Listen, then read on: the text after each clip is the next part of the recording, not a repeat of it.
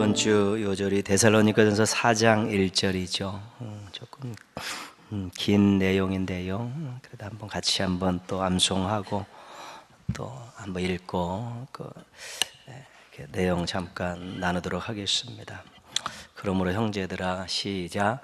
그러므로 형제들아, 우리가 끝으로 주 예수 안에서 너희에게 구하고 권면하노니 너희가 마땅히 어떻게 행하며 하나님을 기쁘시게 할 수 있는 줄을 우리에게 배웠으니 곧 너희가 행하는 바라 더욱 많이 힘쓰라. 데살로니가 전서 4장 1절 말씀. 아멘. 데살로니가 교회는 사도 바울이 2차 전도 여행 때 이렇게 개척했던 교회죠. 거기 보면 3주 정도 그 3번의 안식일 동안 이렇게 말씀을 회당에서 전한 것으로 나와 있고요. 또 이렇게 헬라인과 귀부인들 그 몇 명이 이렇게 열매로 이렇게 맺어졌습니다.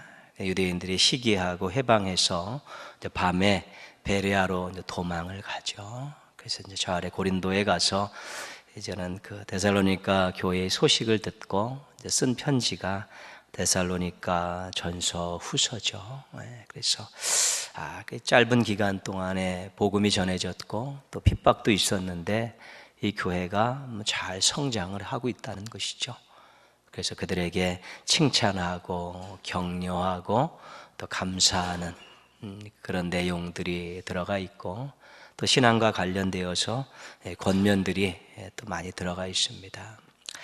오늘 말씀에 보면 이제는 구하고 권면하는 내용이 있는데 너희가 마땅히 어떻게 행하며 하나님을 기쁘시게 할 수 있는지를 우리에게 배웠다.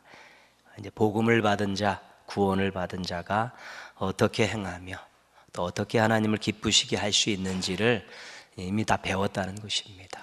근데 지금 하고 있다는 것이죠. 근데 잘하고 있다. 그러나 그것까지 안 되고 더욱 많이 힘써야 된다. 그렇게 말씀하고 있죠. 그러니까 못하고 있는 거를 하라고 지적하는 것이 아니라 지금 잘하고 있는데 더 많이 해야 된다라고 그렇게 강조하고 있는 그런 내용입니다. 그래서 마땅히 행해야 될 일들, 또 하나님을 기쁘시게 해야 될 일이 무엇인가? 이제 데살로니가 전서를 쭉 읽어보면 이런 내용들이 있습니다. 하나님의 뜻이다. 이런 문구들이 있는데 그 문구 한 2개만 소개하겠습니다. 하나는 뭐냐면 4장 3절에 나와 있는 말씀인데 하나님의 뜻은 이것이니 너희의 거룩함이다. 그렇죠? 구원받은 백성들, 하나님의 백성들이 거룩하게 행한 그 생각하는 바가, 말하는 바가, 행하는 바가 거룩해야 된다는 것이죠. 세상에 믿지 않는 사람들과는 좀 달라야 된다는 것입니다.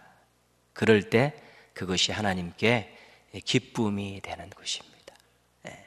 무언가를 봤을 때 어떻게 생각하느냐, 또 어떤 일을 봤을 때 어떻게 이야기하느냐, 또 어떤 일을 어떻게 처리하느냐, 이런 것들이 믿지 않는 사람과 믿는 사람과 좀 달라야 된다는 것인데 그것이 조금 다른 사람들에게 욕을 먹는 일이고 또 때로는 수치를 당하는 일이라도 하나님의 뜻에 합당하면 그것이 거룩함이고 그것이 하나님을 기쁘시게 한다는 것입니다. 우리들의 생각에 내가 좋아야 하나님이 좋다 이런 생각들을 갖고 있는데 그거는 온전한 신앙이 아닙니다. 내가 좋아야 하나님도 좋다니까. 나에게 안 좋아도 하나님께 좋을 수 있다는 것입니다. 그러면 내가 감내할 수 있는 게 그게 신앙이죠. 근데 항상 내가 좋아야 하나님도 좋다고 생각하니까 먼저 자기의 편안함과 유익과 기쁜 일을 먼저 따지다 보니까 그것이 때로는 하나님의 뜻에 안 맞을 수 있다는 것이죠. 그럼 하나님 기뻐하실 수 없는 것이지요. 우리가 데살로니가 전서 5장 16절 18절 물 암송하고 있는 내용 아닙니까? 항상 기뻐하라, 쉬지 말고 기도하라, 범사에 감사하라. 이는 그리스도 안에서 너희를 향하신 하나님의 뜻이니라 그러잖아요. 기쁨과 기도와 감사가 이 하나님의 뜻이라는 것이죠. 그래서 우리가 기뻐하는 것이죠. 그래서 우리가 사도 바울을 보면 고난 중에도 기뻐했고, 예수님을 보면 십자가에 죽으시면서도 기뻐했다. 그런 부분들이 있지 않습니까? 기도하는 것, 또 감사하는 것, 이런 부분들이 신앙인의 삶의 태도인데, 이것이 환경을 넘어서서 우리가 기쁨과 기도와 감사를 가질 수 있으면 이것이 하나님을 기쁘시게 해드릴 수 있다는 것입니다. 그래서 어떻게 하면 하나님을 기쁘시게 할까? 이것이 우리 이제 인생의 아주 삶의 중요한 목적이 돼야 되는 것이죠. 이게 하나님의 영광을 위해 산다는 것과 또 조금 더 구체적인 내용입니다. 하나님의 영광을 위해 산다, 그것은 조금 더 좀 막연한 감이 있죠. 근데 하나님을 기쁘시게 한다, 그럼 내가 생각하고 말하고 행동하는 걸 통해서 하나님을 기쁘시게 하는 삶을 살아야겠다. 이것은 늘 우리가 생각하고 살아야 되는 것입니다. 그래서 정말로 하나님의 뜻을 마땅히 행해야 될 것들, 또 하나님을 기쁘시게 행해야 될 것들을 우리가 찾아서 이렇게 하는 것이죠. 근데 이거는 이게 끝이 없다는 것입니다. 늘 부족하고 생각하고 더 많이 더 열심히 해야겠다는 마음을 가지고 그렇게 사는 것이죠. 그렇게 살다 보면 자기 자신이 성장이 되고 성숙해지는 것입니다. 에베소서에서도 그리스도의 장성한 분량이 충만한 데까지 이르도록 노력하라고 하지 않습니까? 목표가 그리스도이시죠. 근데 거기까지는 우리가 실은 죽었다 깨어나도 도달할 수 없지만 목표를 거기다 두고 나는 항상 부족한 사람입니다 생각하고 그렇게 하나님의 뜻대로 살려고 이렇게 노력하다 보면 우리가 성장하고 성숙하면서 하나님을 기쁘시게 해드리는 인생들을 살아갈 수 있게 된다는 것이죠.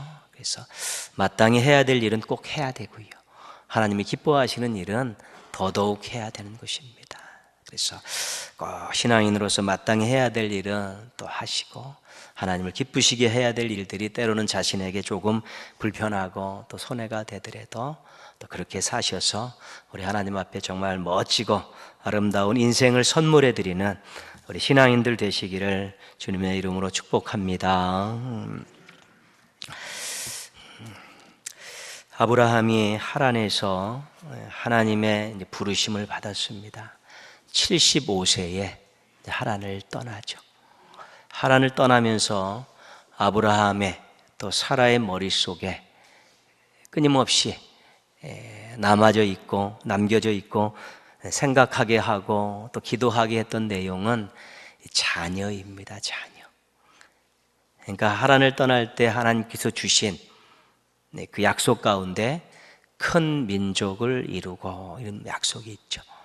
큰 민족을 이루려면 자녀가 있어야 되고, 또 자녀가 또 더 많은 자녀를 낳아야 되는 그러한 일들이 있기 때문에 이 아브라함과 사라의 입장에서는 하란을 떠나면서부터 늘 자녀, 특별히 상속을 할 수 있는, 후사를 이어갈 수 있는 아들에 대한 내용들이 그냥 늘 머리와 가슴 속에 꽉 차 있었었죠. 이 큰 민족을 이루겠다 하셨는데, 약속에 이건 주셨는데 우리에게 자녀가 있어야 되지 않느냐, 그런 생각들입니다. 75세와 65세 된 그 부부가 늘 그 고민했었죠. 그다음 한 번은 양자를 드리겠다라고 하나님 앞에 요구했다가 거절당하고요, 다른 여인을 세워서 아들을 낳았지만 하나님께서 인정해 주시지 않았다는 것입니다. 끊임없이 자기들 나름대로는 돌파구를 마련하려고 했지만 하나님께서 번번이 허락하지 않고 인정하지 않으시니까 마음이 더 조급해지죠. 또 나이가 들어가고 세월이 가니까 더 많은 조급심이 생긴 것이죠. 그래서 그런 일들을 이제는 했지만 결국은 성공하지 못했습니다. 이 상속자에 대한, 이 아들에 대한 약속이 25년 만에 이루어졌습니다. 엄청난 기간이죠. 100세의 아브라함과 90세의 사라가 드디어 이제 아들을 낳았죠. 마음에 시원함이 있죠. 드디어 이제 그 큰 민족을 이루겠다는 하나님의 약속의 첫 번째 이 징조를 이제 만난 거니까요. 말씀하신 대로 이름을 이삭이라고 짓고 또 이렇게 8일 만에 이제 할례를 행했습니다. 아들은 얻었지만 이제 이게 더 큰 문제죠. 잘 키워야 됩니다. 언제까지 잘 키워야 되냐면 결혼시킬 때까지 잘 키워야 되고 좋은 아내를 또 얻게 해서 둘 사이에서 또 자녀를 막 낳게 해야 되는 것이죠. 자식들은 독자 한 명뿐이 안 낳지만 큰 민족을 이루기 위해서는 이 이삭은 잘 커서 또 그 아내를 잘 얻어서 아들을 자녀들을 더 많이 낳아야 되는 그런 상황에 있는 것이죠. 그래서 아들을 얻었지만 아직까지 갈 길이 멀죠. 언제 키워가지고 또 아내 맡게 해갖고 또 손자들 또 봐야 되니까 실은 100세 때 아들을 얻었지만 이 아브라함 사라 부부는 그렇게 마음이 시원하지는 않았습니다. 그런데 세월이 좀 흘러서 이제 큰 일이 생겼죠. 이것이 오늘 읽은 말씀입니다. 하나님께서 아브라함을 부르시고 명령하셨습니다. 2절 말씀, 명령의 내용이죠. 여호와께서 이르시되, 같이 읽습니다. 내 아들 내 사랑하는 독자 이삭을 데리고 모리아 땅으로 가서 내가 내게 일려준 한 산 거기서 그를 번제로 드리라. 그죠? 드리라. 12장에서 명령하신 것도 큰 일이었죠. 고향 친척 아버지의 집을 떠나서 뭐 알지도 못하는 이방 땅으로 가라는 것도 큰 거였죠. 근데 그때는 약속이 있었습니다. 땅을 주겠다, 큰 민족을 이루게 하겠다, 너를 축복의 통로로 삼겠다는 약속이 있었죠. 그래서 믿음으로 떠났는데 이번 명령은 아무런 단서도 조건도 약속도 없습니다. 그냥 네 아들 100세 때 얻은 네 아들 이삭 데리고 가서 내가 정해준 곳에 가서 그를 잡아서 번제로 드리라는 것입니다. 아무런 단서도 조항도 약속도 없이 그냥 명령만 딱 떨어지는 것이죠. 12장의 그 명령하고는 조금 성격이 다른 것입니다. 그런데 아브라함이 순종했습니다. 여러분 2절, 3절 사이에 아무런 말씀이 없지 않습니까? 그냥 아브라함이 순종했습니다. 3절 말씀 읽어보겠습니다. 아브라함이 아침에 일찍이 일어나 나귀의 안장을 지우고 두 종과 그의 아들 이삭을 데리고 번제에 쓸 나무를 쪼개어 가지고 떠나 하나님이 자기에게 일러주신 곳으로 가더니, 그러니까 아침에 자고 일어나서 만반의 준비를 다 갖췄죠. 번제 드릴 준비를 다 갖췄습니다. 그리고 길을 떠납니다. 그러니까 아브라함에게 주어진 명령은 떠나라는 거죠. 근데 그 떠날 때의 그 중압감이라는 것이 엄청난 것이지요. 근데 12장에서도 이에 아브라함이 여호와의 말씀을 따라갔고 그렇게 설명하고 있는데 이 12장은 아무런 설명도 없이 자고 일어나서 아침에 장작 패고 종들에게 다 아들 이삭 데리고 떠나고 있습니다. 순종에 있어서 성경에서 순종에 있어서 아브라함만한 사람 없습니다.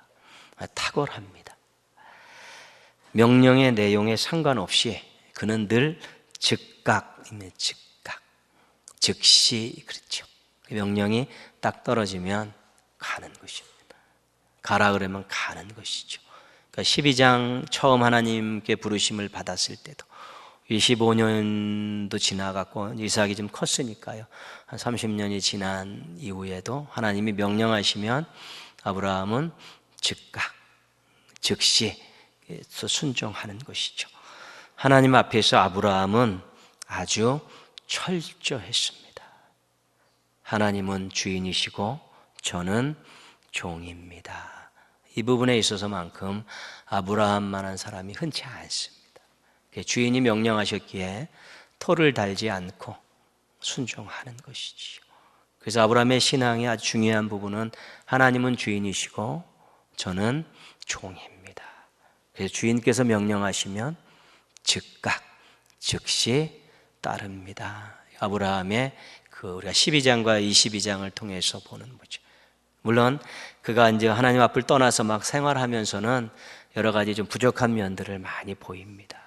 그러나 하나님 앞에 섰을 때는 하나님 주인이십니다. 저는 종입니다. 말씀하심께 즉각 순종합니다. 그런 것이죠. 아브라함의 행보에 거침이 없습니다. 일어나서 번제에 쓸 나무를 쪼개고 불과 칼을 들고 그렇게 준비를 다 맞춘 것이지요. 그리고 나서 이제 종들을 놔두고 갈 때 이삭에게 번제에 쓸 나무를 지우고 자신은 불과 칼을 들고 지정하신 장소로 막 가죠. 그리고 거기서 제단을 쌓고 나무를 쌓아놓고 이삭을 꽁꽁 묶어가지고 딱 앉혀놓고 칼을 딱 빼가지고 죽이고 각을 뜰 준비를 딱 하는데, 이 말씀, 하나님 말씀 이 부분을 쭉 읽으면 거의 기계적입니다. 뭐 거침이 없습니다. 너희들 여기 있어. 요셉 이삭 불칼 들고 가자. 올라가. 딱. 근데 이 부분이 군더더기 없습니다. 설명. 그냥 거침없이 기계적으로 쭉 가는 것이지요. 아버지의 아프고 슬픈 마음이 드러나지 않습니다. 인간적인 그 양심과 그 정, 이런 것들도 나타나지 않습니다. 오직 주인에게 순종하는 종의 모습만 있습니다. 이런 순종을 감정까지 복종시키는 순종이다, 그렇게 얘기하는 것입니다. 그럼 감히 우리가 좀 따라가기 어려운 것이지. 100세 때여든 아들이지 않습니까? 그리고 지금 10여 년을 길렀겠죠. 애지중지하면서 길렀던 그 아들 아닙니까? 그럼 그 아들을 자기 칼로 자기가 죽여서 각을 떠야 되는 이 상황에서 아침에 일어나서 사흘길을 걸어가서 그를 제단에 묶어놓고 죽이려는 그 순간까지 그가 그 부성이 나타나지 않죠. 어떻게 보면 조금 너무 냉정한 면이죠. 그리고 양심적인 그런 부분도 그동안 쌓았던 정, 이런 것들이 아브라함에게 보이지 않는 것이지. 그래서 아브라함이 냉정한 사람이다, 그렇게 평가할 수 있습니다, 얼마든지. 그러나 우리가 신앙적으로는 감정까지도 복종시키는 종의 모습이라 이제 그렇게 평가할 수 있는 것입니다. 우리가 제일 하나님께 복종시키기 어려운 게 뭐냐면 감정입니다. 돈은 드릴 수 있습니다. 시간도 바치라면 드릴 수 있습니다. 그러나 이 감정까지 꺾기가 굉장히 어려운 것이지. 아브라함 모습에서 우리가 그런 모습들을 이제 보게 되는 것이지요. 뭐 냉혈한의 모습이고 어떻게 보면 로봇과 같은 그런 모습이지만, 아브라함이 하나님 앞에서의 종의 모습에 있어서는 감정까지도 복종시키는 그런 모습을 우리가 보이고 있는 것입니다. 아브라함은 덤덤합니다. 그런데 하나님께서는 급해지셨습니다. 11절 말씀 보시면요, 하나님께서 사자를 보내시지 않습니까? 아브라함아, 아브라함아. 아브라함 부르죠. 아브라함이 지금 칼을 휘둘릴 수 있는 바로 그 순간에 하나님의 사자가 아브라함아, 아브라함아 이제 부르는 것이지요. 12절에서요, 사자가 이르시되, 조금 읽어볼까요? 그 아이에게 내 손을 대지 말라. 그에게 아무 일도 하지 말라. 그죠? 이거는 아브라함의 순종에 제동을 거는 것이고요, 하나님 명령을 철회하시는 것입니다. 하나님께서 번제로 드리라고 하셨는데 그 아브라함이 순종하고 있는데, 너 순종하지 마라. 내가 했던 명령을 내가 철회한다, 그런 뜻입니다. 하나님께서 아브라함의 순종을 막으시고 명령하셨던 것을 이제 철회하고 계신 것이지요. 1절 말씀 우리가 읽을 때요, 하나의 단어를 기억하셨어야 되는데, 그 일 후에 하나님이 아브라함을 어떻게 하시려고요? 시험하시려고. 그치? 아브라함의 이 이삭 드리는 사건은 하나님께서 무언가를 확인하고 싶으셨던 것입니다. 그런데 이제는 아브라함의 순종을 제지하고 하나님의 명령을 처리하시는 것으로 볼 때 하나님께서 아브라함에게 보고 싶으셨던 것을 본 것이죠. 그래서 순종을 제지하시고 명령을 철회하신 것입니다. 하나님께서 아브라함의 그 마음을 아신 것입니다. 하나님께서 아브라함의 그 믿음을 이제는 확실히 아신 것입니다. 더 다른 증거가 필요가 없었던 것입니다. 우리가 하나님의 마음을 아는 것은 굉장히 중요합니다. 우리가 하나님의 마음을 알면 위로받을 수 있고요, 용기를 낼 수 있고, 또 이해되지 않는 부분들을, 인생에 이해되지 않는 부분들을 이해할 수 있고요. 그래서 우리가 자발적으로 하나님 앞에 헌신할 수 있는 그런 일들이입니다. 하나님의 마음을 알면 그렇습니다. 그런데 하나님께서 우리의 마음을 아는 것, 하나님 굉장히 중요하게 생각하십니다. 근데 그 마음을 잘 가늠하실 수가 없는 것입니다. 왜냐하면 이랬다 저랬다 하기 때문에 그렇습니다. 이럴 때는 이렇고 저럴 때는 저러니까 하나님께서 그 마음을 종잡을 수가 없는 것입니다. 그래서 신실함이 신앙에 있어서는 중요한 것입니다. 하나님이 보실 때 일관성이 있는 마음입니다. 인갈성이 있는 믿음입니다. 어떤 상황 속에서도 동일하게 반응하는 그것이 신실함인데, 하나님은 늘 우리에게 신실하지 않습니까? 어떤 상황 속에서도 우리에게 하시는 말씀과 우리에게 베푸시는 그런 마음과 우리에게 행하시는 일들은 늘 일정하고 한결같으십니다. 그럼 우리 신앙인들도 하나님 앞에 신실함이 중요한 것이죠. 아브라함은 신실함에 있어서 하나님께 합격받은 것입니다. 하나님 앞에서 마음이 한결같고 환경에 상관없이 순종했던 것이지요. 그래서 12절 말씀 우리가 뒷부분 안 읽었었죠. 그에게 아무 일도 하지 말라. 내가 내 아들 내 독자까지도 내게 아끼지 아니하였으니 내가 이제야 내가 하나님을 경외하는 줄 아노라. 이제야 알았다는 것이죠. 물론 그 마음 내가 어느 정도 짐작하고 있었는데, 이제 이번 이 사건을 통해서 이제 네가 왔다리 갔다리 하지 않고 한 번만 나에게 순종하는 것이 아니라 늘 순종한다는 것을 내가 이제 알게 됐다. 하나님께서 그 신실함을 인정한다는 것이지요. 그래서 우리가 하나님을 경외한다, 하나님을 사랑한다, 이런 말을 쓸 때요, 한두 번 한 거 가지고 그 말을 쓸 수는 없습니다. 그것이 반복적으로 돼야 되고 또 계속적인 진행력을 가질 때 그것을 쓸 수 있죠. 한 번 한 것 가지고 하나님 경외한다, 그리고 나머지는 다 엉망. 한 번 하나님을 사랑한 것 가지고 다른 거는 그렇지 않으면서 하나님을 사랑한다 그러면 하나님을 사랑하고 경외한다는 것에 대한 확신을 하나님 앞에 심어줄 수 없는 것 아니겠습니까? 예수님께서 베드로에게 디베랴 바닷가에서 마지막으로 물으셨던 말씀 있지 않습니까?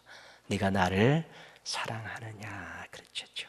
물론 사랑도 했고 안 했었고, 사랑도 했고 안 했었고, 사랑도 안 했었고, 반복적으로 계속 됐었죠. 그러나 거기서 그것을 물었을 때 그의 그런 진심 어린 그 마음의 울림을 예수님께서 확인하신 것이죠. 아니나 다를까 그 일 후에 정말 예수님을 사랑하는 마음, 생명을 걸고 사랑하는 순교까지 이르는 그런 모습을 보이지 않았습니까? 그것이죠. 그래서 아브라함이 이제야 네가 나를 경외하는 줄, 한 번만 아니라 환경에 따라서 왔다 갔다 그러는 것이 아니라 내가 계속 나를 두려워할 줄도 알고 나를 사랑하는 마음이 있었구나 인정해 주신 것입니다. 16절부터 18절까지 계속 읽겠습니다. 이르시되 여호와께서 이르시기를 내가 나를 가리켜 맹세하노니 내가 이같이 행하여 내 아들 내 독자도 아끼지 아니하였은즉 내가 내게 큰 복을 주고 내 씨가 크게 번성하여 하늘의 별과 같고 바닷가의 모래와 같게 하리니 내 씨가 그 대적의 성문을 차지하리라. 또 내 씨로 말미암아 천하 만민이 복을 받으리니 이는 내가 나의 말을 준행하였음이니라 하셨다 하니라. 아멘. 이같이 행하여라는 것은 뭡니까? 이같이 행하여 독자를 아끼지 않고 하나님 앞에 드리려고 했던 것 아닙니까? 그리고 17절에 나와 있던 이 약속은 이미 12장 때 다 했던 말씀이고 15장에서도 했던 말씀입니다. 아브라함에게 이미 약속해 주신 건데 이제 아브라함이 진짜로 하나님 앞에 이렇게 행하여 이런 모습을 보여주셨을 때 이것이 이루어질 것이는 것을 확실하게 이제는 도장을 찍어주신 것입니다. 그렇게 참 멋진 그런 모습 아니겠습니까? 12장의 순종으로 약속을 받았고요, 22장의 순종으로 약속을 이루게 된 것입니다. 아브라함의 모습이죠. 아브라함이 이삭을 바친 이같이 행하여에서 하나님께서 아브라함에게 무엇을 확인하셨을까? 첫 번째는 사랑을 확인하셨습니다. 여러분에게 묻습니까? 여러분이 중요합니까? 여러분 자녀가 중요합니까? 나는 내가 중요해. 그러면 어쩔 수 없는데요. 부모는 자녀가 중요하죠. 자기보다. 그렇지 않습니까? 그래서 평생 수고하고 희생하는 것 아니겠습니까?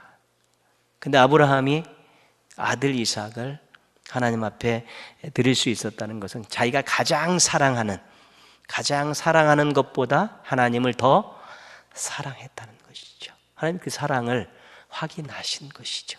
이같이 행하여 속에 담긴 아주 중요한 내용입니다. 우리가 하나님을 사랑한다 하지만 저도 그렇고 정말로 내가 가장 사랑하는 것보다 하나님을 더 사랑하느냐는 늘 물어봐야 되고 확인해야 되고 또 실은 그때 가봐야 하는 것이 많이 있습니다. 부끄럽지만 그런 것이죠. 우리가 그렇지 않으려고 노력하고 늘 자신을 단속하고 훈련하는 것이죠. 두 번째는요, 이렇게 이같이 행하여 속에서는 믿음을 확인하신 것입니다.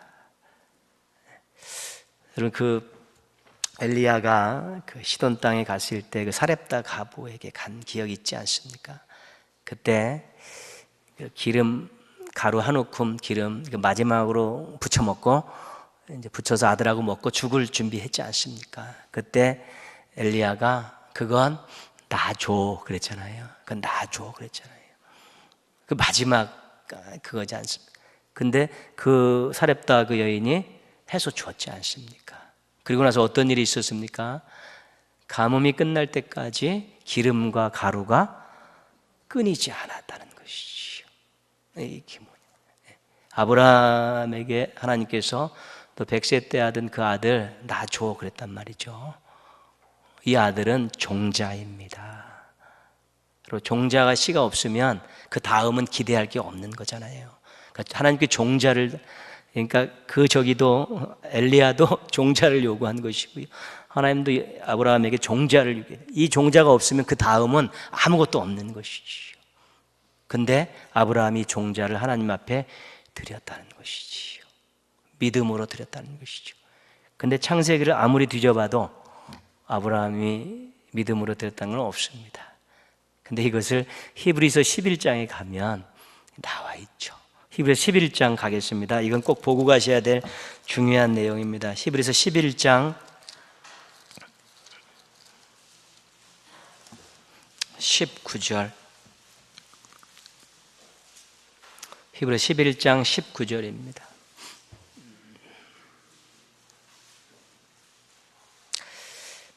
같이 한번 읽겠습니다. 그가 하나님이 능히 이삭을 죽은 자 가운데서 다시 살리실 줄로 생각한지라. 비유컨대 그를 죽은 자 가운데서 도루받은 것이니라.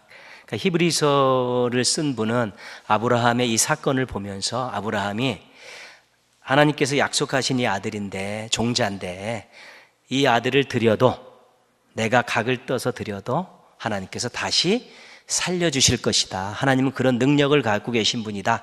그런 믿음을 가지고 드렸다. 그렇게 해석을 하고 있는 것이지요. 그러니까 하나님의 무슨 능력을 믿은 겁니까? 죽은 자를 다시 살리시는 그 능력을 믿은 게 아브라함의 믿음이었다는 것이죠. 근데 히브리서 11장 19절에 뒷부분이 여러분 참 중요하죠. 비유컨대 뭐라고 되어 있습니다. 그를 죽은 자 가운데에서 도루받은 것이니라. 이 말씀이 무슨 말씀입니까? 아브라함에게 이삭은 죽은 아들이라는 것입니다. 이미 그 마음 속에, 그 믿음 속에 아브라함은 이삭을 죽였다는 것입니다. 왜요? 각을 뜰라고 했으니까요. 그래서 아브라함의 마음 속에, 믿음 속에서 이삭은 죽은 아들이라는 것이죠. 근데 하나님께서 만류하셔가지고 죽이지 않게 살려주셨지 않습니까? 그가 다시 그 아들을 안았을 때는 죽은 자 가운데서 도로받은 것이다. 그렇게 이야기하고 있죠. 그러니까 아브라함의 마음속에는 이미 이삭은 죽여서 하나님께 드린 것입니다. 그러니까 죽은 아들을 아브라함은 다시 품에 안게 된 거다. 그렇게 말씀하고 있는 것이죠. 그 표현이 그렇습니다. 그래서 아브라함이 정말 아들을 죽였습니다. 그 마음에서 이미 죽인 것이지. 드렸습니다. 하나님. 죽은 자 가운데서 하나님께 다시 살리셔서 죽으니까. 아브라함은 지금 이삭을 지금 다시 안았을 때 어떤 아들을 아는 겁니까? 죽은 아들을 다시 아는 것입니다. 하나님이 살려주셔서 다시 아는 것이죠. 그게 믿음의 사건이라는 것입니다. 하나님 최고로 사랑하십니까?